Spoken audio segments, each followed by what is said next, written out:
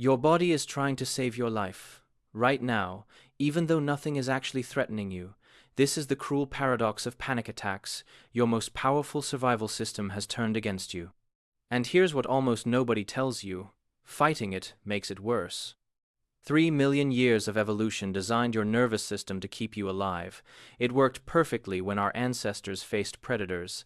But in the modern world, this ancient alarm system misfires. It screams danger when you're sitting in traffic. It floods your body with emergency chemicals while you're standing in line at the grocery store. Most advice about panic attacks treats symptoms. We're going deeper. Because once you understand the mechanism behind panic, once you see what's actually happening inside your body, you gain power over it, not through suppression, through strategic rewiring. Let's talk about what's really happening during a panic attack. Deep in your brain sits a small almond-shaped structure called the amygdala. Think of it as your personal smoke detector. When it senses danger, it triggers a cascade that happens in milliseconds. Your adrenal glands dump cortisol and adrenaline into your bloodstream. Your heart rate spikes, not because something is wrong with your heart, but because it's preparing to pump blood to your muscles.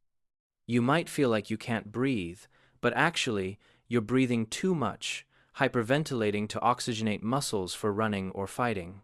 Blood drains from your digestive system toward your limbs. That's why you feel nauseous or get that dropping sensation in your stomach. Your pupils dilate, your hands get cold and sweaty, everything tightens. This is the fight or flight response. And here's the critical part. It's not broken, it's just poorly calibrated. Your amygdala can't distinguish between a real tiger and an imaginary one. It can't tell the difference between actual danger and remembered trauma. It responds to thoughts the same way it responds to threats. And once triggered, it has to complete its cycle. That's why panic attacks typically last 5 to 20 minutes.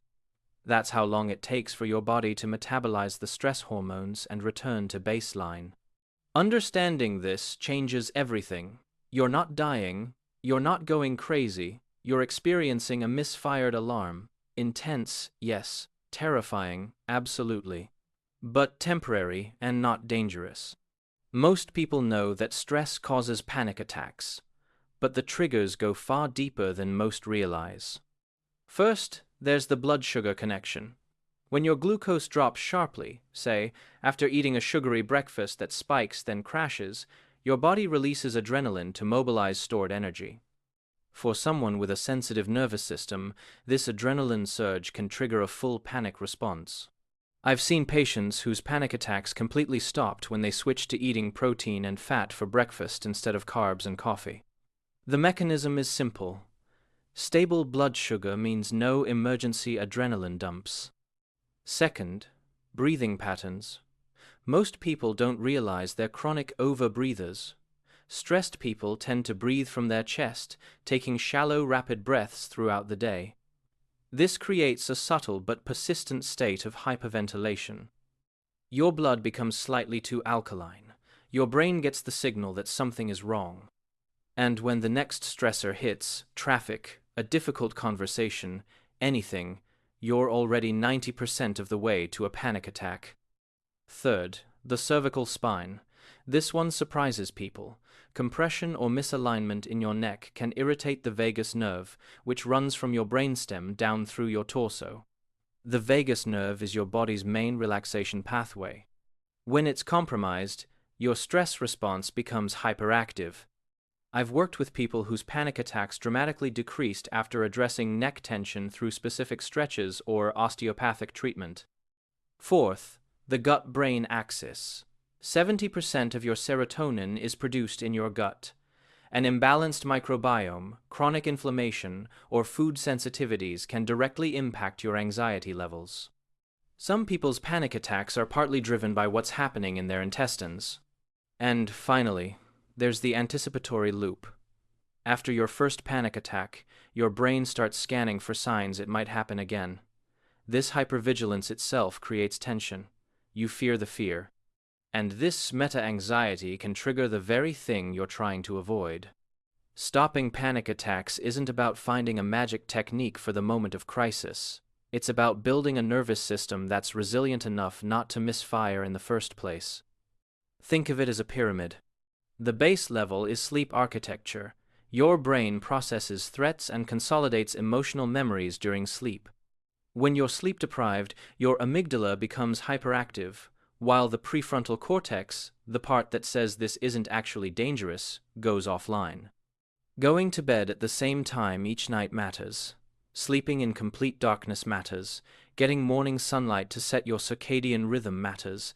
These aren't wellness cliches. They're biological necessities for a calibrated stress response.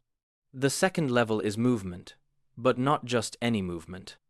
Remember, panic attacks occur because your body prepared for physical action that never happened.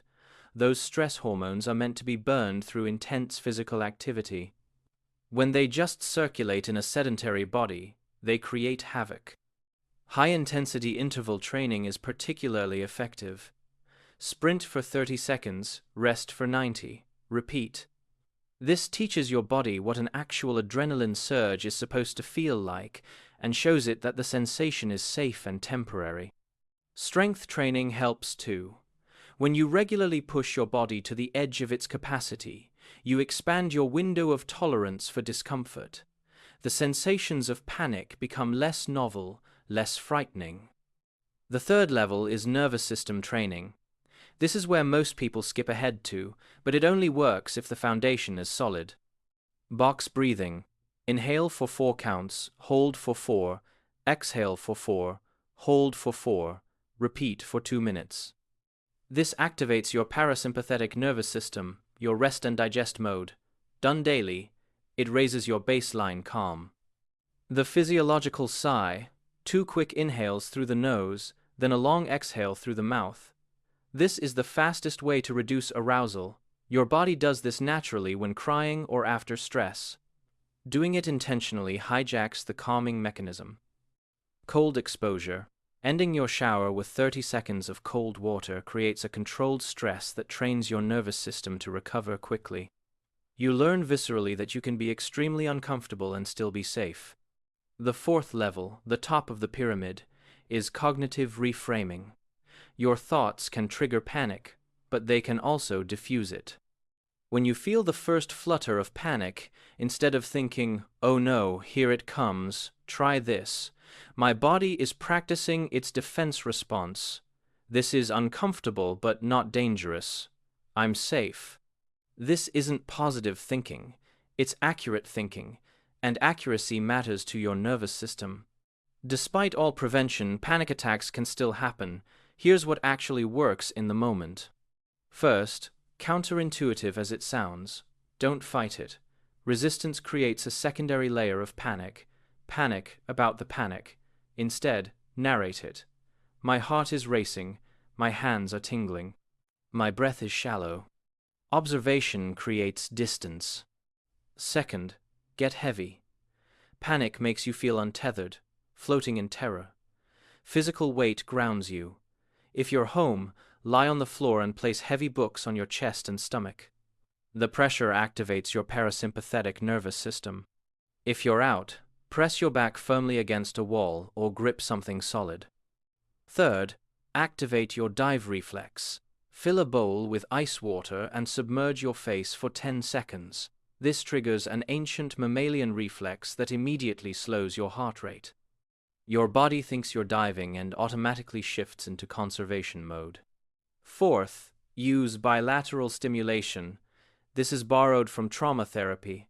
Tap alternating knees or shoulders, left, right, at about the pace of a heartbeat. This engages both brain hemispheres and has a remarkably calming effect. Fifth, if possible, move intensely. Do jumping jacks, run upstairs, do push-ups until muscle failure. Remember, your body is flooded with hormones designed for action. Give them the action they're demanding. Afterward, you'll feel tired but calm. The attack will pass much faster. Sixth, engage your senses with the 5-4-3-2-1 technique. Name 5 things you can see, 4 things you can touch, 3 things you can hear, 2 things you can smell, 1 thing you can taste. This interrupts the panic loop by forcing your brain into the present moment instead of catastrophic future thinking. 7th, hum or sing. This might sound absurd, but you literally cannot hyperventilate while humming. The vagus nerve runs through your vocal cords. Humming stimulates it directly. Pick any tune and hum it. The panic will begin to subside within 60 seconds. Here's what changes everything. Panic attacks cannot hurt you. I know they feel like dying. The sensations are genuinely terrifying, but nobody has ever died from a panic attack itself. Your heart is not failing. You're not suffocating.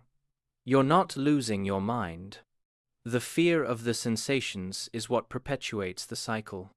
When you can sit with the racing heart, the tight chest, the dizziness, and think this is just adrenaline, it will pass, that's when you break the pattern.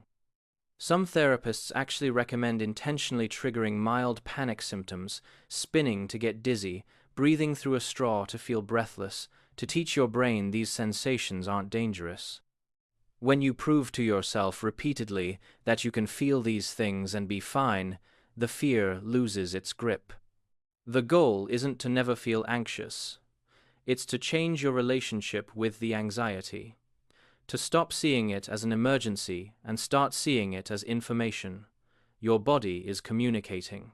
Maybe you need more rest. Maybe you need to address an unresolved situation. Maybe you just need to burn off some stress hormones. Panic attacks often decrease dramatically when you stop trying to prevent them and start getting curious about them instead. There's something else worth understanding. Panic attacks frequently emerge after periods of prolonged stress. Your nervous system can handle acute stress remarkably well. But chronic stress, months or years of elevated cortisol, damages your